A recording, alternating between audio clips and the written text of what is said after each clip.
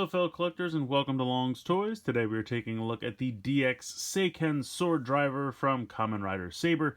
Now of course this is a news show that just premiered last week, so this is the main driver for Kamen Rider Saber, featured very prominently here on the left. It's kind of neat. You have the sword and the kind of, the driver's like the sheath for the sword, so he kind of plugs the sword into the driver and then pulls it out again after he pops in the Wonder Ride books. Can fit up to 3.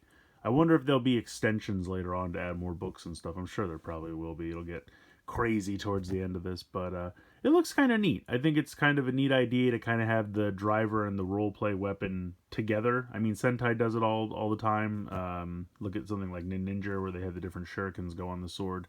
Kind of something similar to that. So kind of cool. But taking a look at the packaging, you have a picture of Saber here on this side. You have a picture of Saber on that side.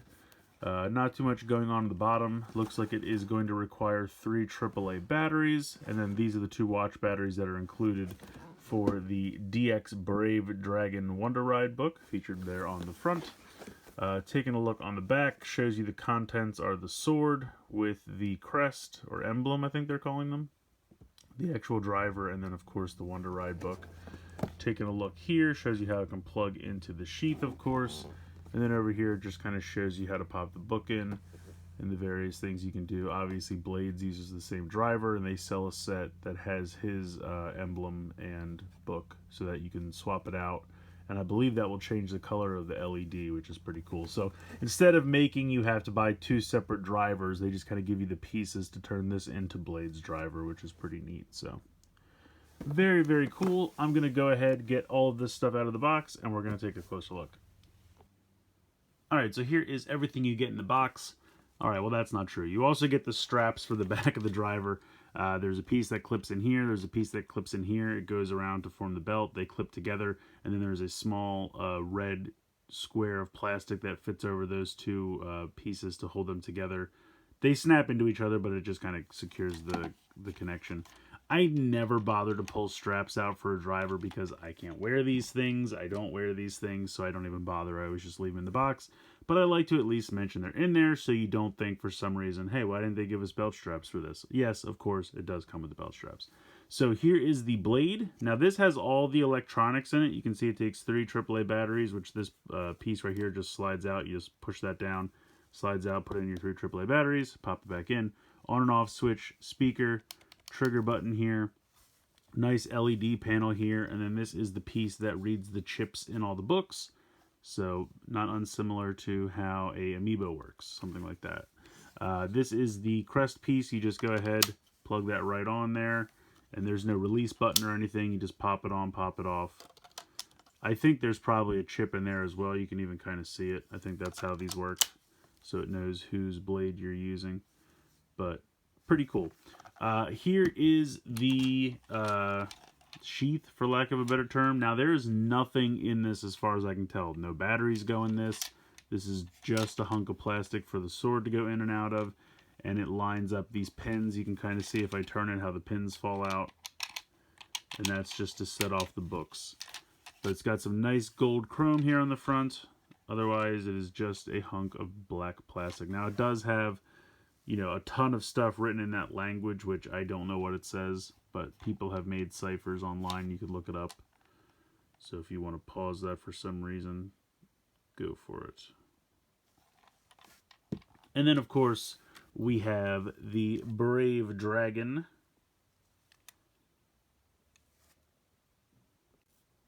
So, looks pretty good. You can definitely tell it's a DX one. It's got the speaker on the back. Here's where you pull the tab out. If you ever have to change the batteries, you just push that in, slide that out. Also has the chip there for the sword to read. If we go ahead and just pop this open, you can see the cool picture of the dragon, QR code there. I think it's funny that even on the show, the prop had the QR code, which makes me think that they might just be using the toys. I'm not sure, but it was funny. You can hit the button underneath.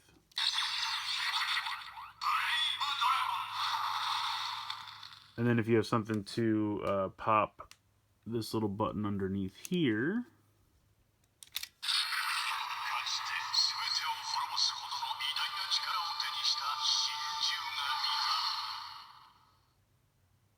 so there you go. That is the open book. That's the two places that it opens. All the rest of this is solid plastic. So, well, to be fair, that's where the electronics are housed, so it's not solid plastic, but you can't open this part anymore is the point I'm trying to make.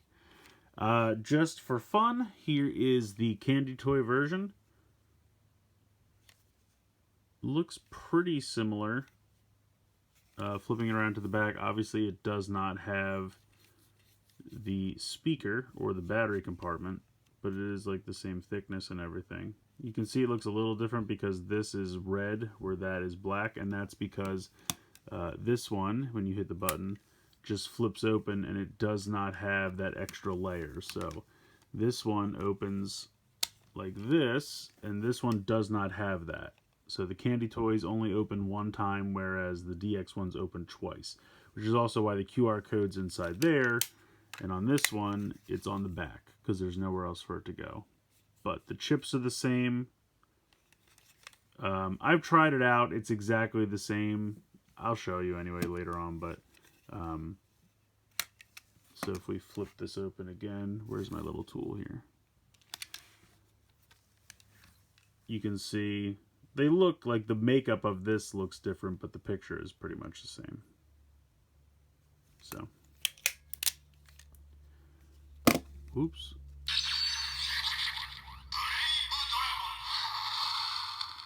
So wanted to compare that. But let's go ahead and we'll get into the transformation here. Alright, so we're going to start by turning it on. So it says Seiken Swordriver. I'm going to show you what the front does.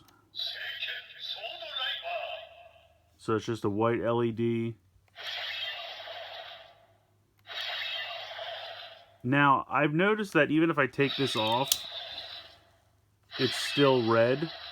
And I put this on so fast when I took it out of the box, I don't know if it would have stayed clear until the first time I put this on. I've tried turning it off. I've tried taking the batteries out to reset it. It still stays red.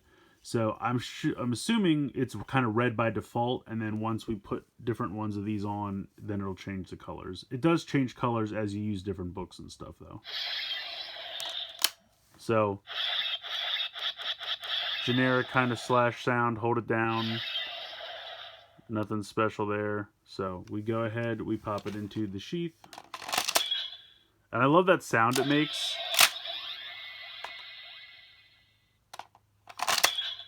So pretty cool. Still locked in there. Okay, so now we're ready to go. Now the way these work, you can see how there's kind of like a little notch here, and there's like a little channel, and that's what you slide that into. So you just kind of line those up. It's a little difficult at first, but once you get it in. Now you'll hear the standby music comes from the sword, because again, there's nothing in the driver.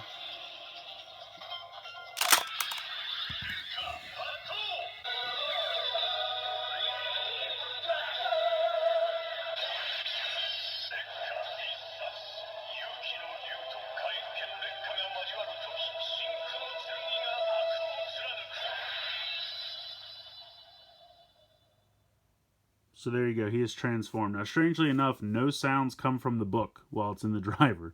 The book only makes noises when you have it out. Now, you can do this thing where you kind of like push this back. Although, mine never wants to do it. There it goes. So you kind of can force it to make noise, but it doesn't naturally make noise during the transformation. Now you can hear that the slash is a little different now. So if you put this back in, hit the trigger.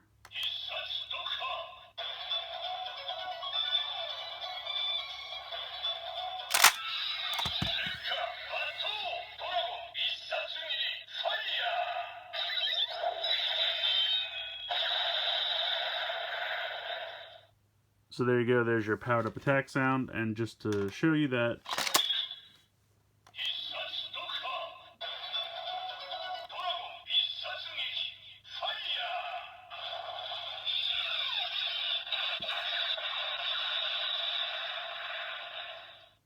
so you can put it in and then pull it out.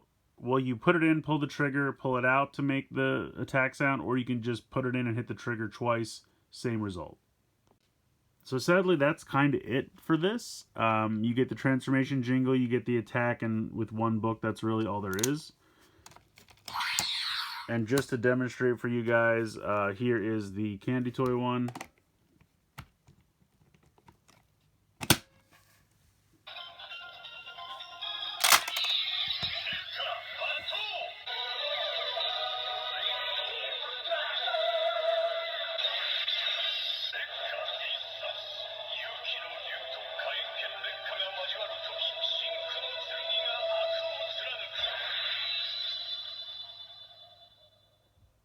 So since all the sounds come from the sword, the transformation experience is pretty much exactly the same between the DX and the candy toy. The only difference is the candy toy will not make sounds on its own outside of the driver. You can't push this down to get any sounds out of it, but it's gonna, because it's reading and all the sounds are coming from the sword, it's going to be the same experience. So if for some reason you would rather just buy candy toy ones and you don't care about sounds outside the driver, you don't have to buy any DX. You should get the same experience with the Henshin device, just so you know. But we do have another book that we haven't used yet.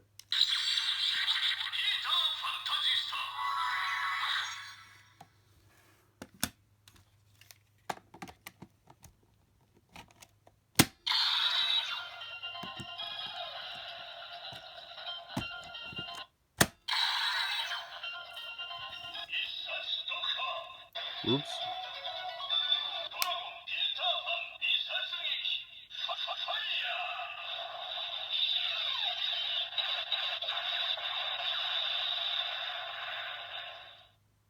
Well, I accidentally hit the trigger, so you got a preview sound of the attack, but I should still be able to transform here.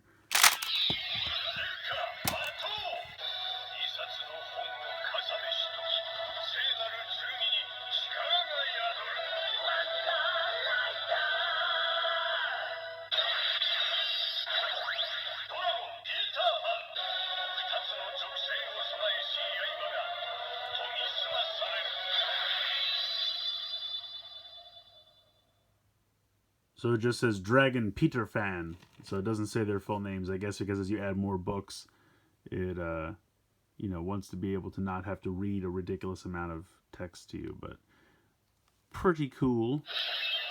And then just because I didn't mean to do it earlier, we'll do the attack sound one more time.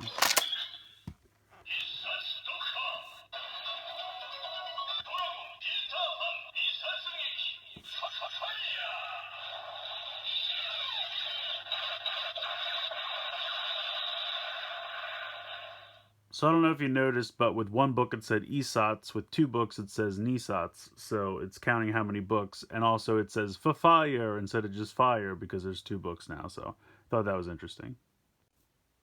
So it's a little weird with no book in the middle there, it doesn't flow as seamlessly, but I still think it's pretty neat how you kind of have like, the middle, the right arm, the left arm, kind of making this mural here. I think that's kind of cool how they all go together. It's going to be even more seamless when we have a transformation that includes all three, so I think that's pretty cool. Now I do have the Lion book, the Candy Toy Lion book, but I think I'm going to wait until I actually review the DX one. I'm not going to do that one now, but I will do a comparison of them later on when I do the next video for the Blades set, which is the crest in his book, so we'll take a look at that a little bit later on, but I wanted to at least do Peter Fantasista because I did that video already, and obviously I couldn't do much with it because I didn't have the driver at the time. But yeah, it's pretty cool. I think this is going to be fun. Like I said, there's not a ton to do with it just by itself right out of the box. Yeah, I don't know. I'm going to bring the box back in. Boom. So I think it's pretty cool. I like it. I just... I don't know, part of me is secretly worried that it's going to get boring quick. I don't think so, at least I'm hoping not. I think the books is kind of a goofy, fun gimmick, and I like popping them in, and I like making the full body mural, and I feel like there's going to be a lot of different combinations, so that should keep it interesting. It's just kind of funny to me how there's not much of a difference between the Candy Toy and DX books in the driver, at least from what I can tell. I've tried to play with it a little bit, but it doesn't really seem like the books make any sounds on their own in the driver. Obviously, the sword is reading everything. All the sounds are coming from the sword. Now, it does make it so that The Candy Toy and Gashapon books are a little less discouraging. They don't feel as useless since the DX books don't really do much. The DX books are really just making sounds on their own outside of the driver, just for having like a fun little gimmick toy to carry around and make some noise with you.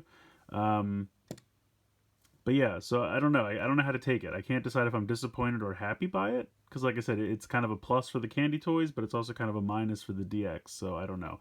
But in either case, I think this is kind of a neat idea, having the roleplay item and the driver kind of be together. Like I should say, the roleplay weapon and the driver be one and the same. It's definitely a very tiny sword, but I'm used to that with Japanese roleplay toys anyway, so it's not really much of a bummer there. Yeah, I don't know. Like I said, I think it's fun. I just hope it doesn't get stale quickly. But I think with the different combinations and everything, that should keep it fresh for a while. We'll see how it goes. But I think it's fun. Putting the little books in is fun. Pulling the sword out to make them all flip open, I think, is fun. And we'll see how it goes. But yeah, for now, that is the Seiken... Hold on, let me make sure I'm saying this right. Seiken Swordriver. I keep wanting to say Sekai, but that's not right. So that's going to be a struggle for me for some reason. The Seiken Swordriver from Kamen Rider Saber. Let me know what you guys think in the comments below. Please like, share, and subscribe. Hope you guys enjoyed the video. And as always, thanks so much for watching.